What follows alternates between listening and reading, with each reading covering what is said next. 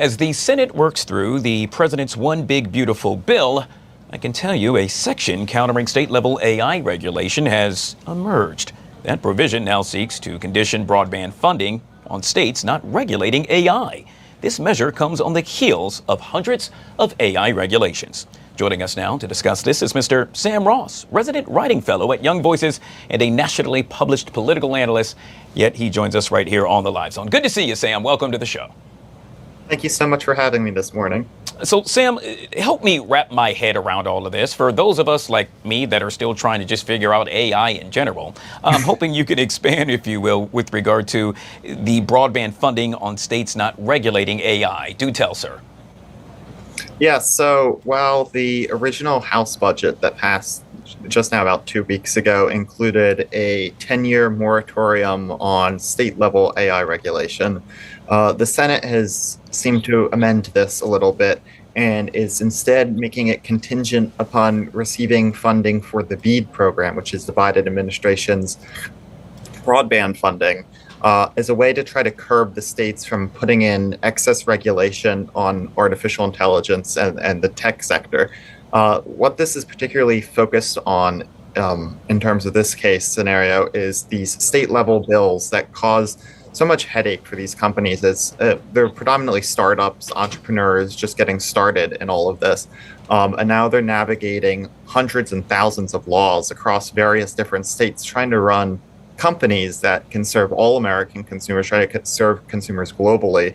And they're running into a lot of regulatory hurdle, and Congress is trying to help them out.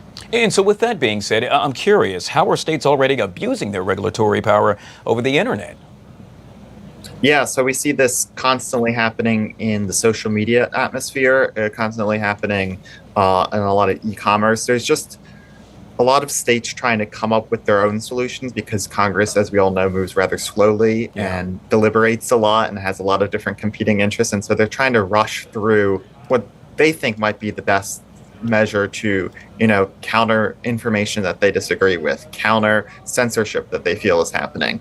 And yet what happens is you create this kind of mix-match framework of laws in different states, and it's determining whether a certain website can be function in a certain state or not, and whether or not a business can be based there. And it causes so much headache for those that are trying to work in the tech sector that frankly is trying to serve all of us. It's not really a state-by-state issue in the way that maybe some other topics are. So, Sam, you know what I'm going to ask, and that is next. We are always thinking about what's going to happen next. And in this case, what would be the next steps for tech policy in the AI age if this is actually passed? If this passed, I think it'll be a huge sigh of relief for not just AI, but tech companies broadly, that the federal government is going to pave the way to create a more free and open environment for innovation and growth. And hopefully that can stay around at least for the next 4 years, hopefully further than that. But I certainly think that then the conversation will center around what the House and the Senate are going to do in terms of, countering some of the worst outcomes that we all want to prevent, but want to make sure are happening properly through the federal government and not through a patchwork of states. Yet again, we have been speaking with Mr. Sam Raus. He is a resident writing fellow at Young Voices and a nationally published political analyst. Sam, good to see you, sir. Thank you so much for coming on the show. Thank you so much for having me this morning. You bet. All right, guys, we'll take a quick break. This is the Fox 5 Live Zone.